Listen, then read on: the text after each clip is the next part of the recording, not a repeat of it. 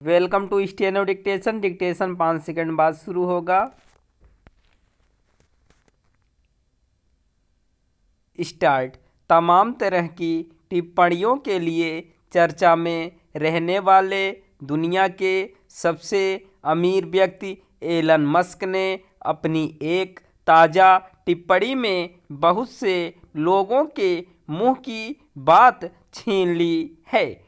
Musk ने x पर अपनी टिप्पणी में कहा है कि यह बेहद बेतुकी बात है कि दुनिया की सबसे ताकतवर संस्था संयुक्त राष्ट्र सुरक्षा परिषद में भारत नहीं है।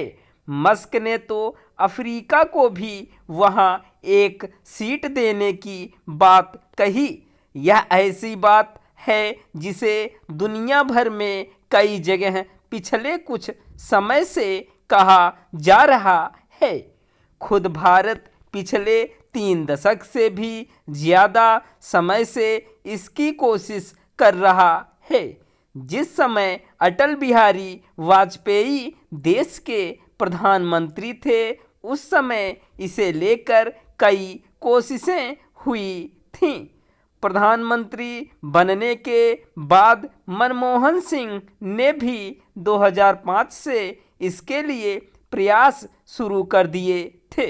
साल 2008 में ब्रिटेन के तत्कालीन प्रधानमंत्री गॉर्डन ब्राउन जब भारत दौरे पर आए, तब मनमोहन सिंह के साथ संयुक्त प्रेस कॉन्फ्रेंस में उन्होंने कहा था कि भारत अगर सुरक्षा परिषद की उस मेज पर नहीं है तो दुनिया की बहुत सारी समस्याएं कभी नहीं सुलझेंगी। साल 2014 में नरेंद्र मोदी के प्रधानमंत्री बनने के बाद से इसकी मांग कुछ ज़्यादा तेज हुई है और दुनिया में इसकी ज़रूरत को स्वीकार भी किया जाने लगा है। आबादी के अनुपात से देखें तो दुनिया के हर 5 में औसतन एक व्यक्ति भारतीय है। अगर भारत सुरक्षा परिषद में नहीं है तो सीधे तौर पर दुनिया की आबादी के 5वें हिस्से को वहां प्रतिनिधित्व नहीं मिला हुआ है। अगर आर्थिक पैमाने पर देखें तो भारत दुनिया की तीसरी सबसे बड़ी अर्थव्यवस्था बनने की ओर बढ़ रहा है, जबकि सुरक्षा परिषद में इसके मुकाबले छोटी अर्थव्यवस्थाओं वाले देश में जमे बैठे हैं।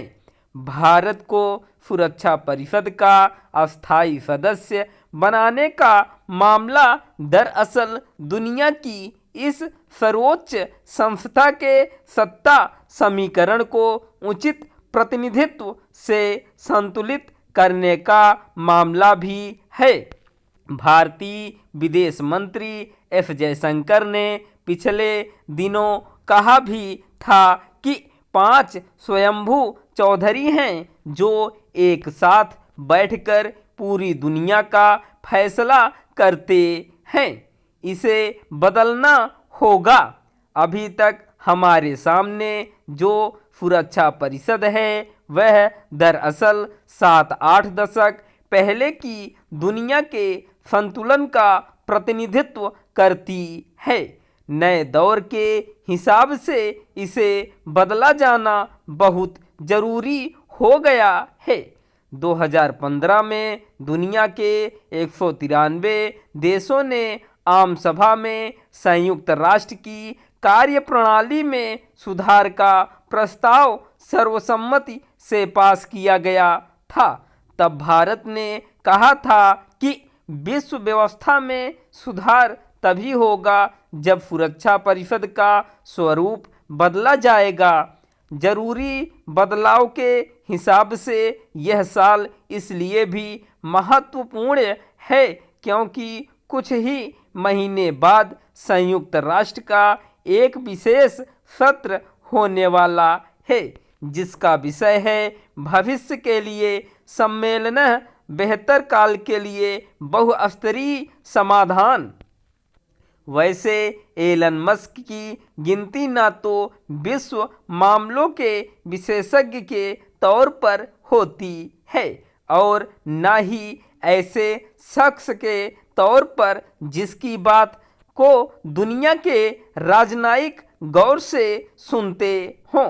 कई बार वह अपनी अगंभीर बातों के लिए ही ज़्यादा चर्चा में रहते हैं, लेकिन मस्क ने जिस मौके पर यह बात कही है वह काफ़ी महत्वपूर्ण है। मस्क की टिप्पणी का एक आर्थिक पहलू भी है, पर इससे यह तो जाहिर होता ही है कि दुनिया में इस समय भारत के पक्ष में माहौल बनने लगा है। एलन मस्क आज की दुनिया का एक महत्वपूर्ण नाम है, इसलिए उनकी बात पर गौर किया जाएगा और एक विमर्श भी शुरू होगा। ये अच्छे संकेत हैं। स्टॉप।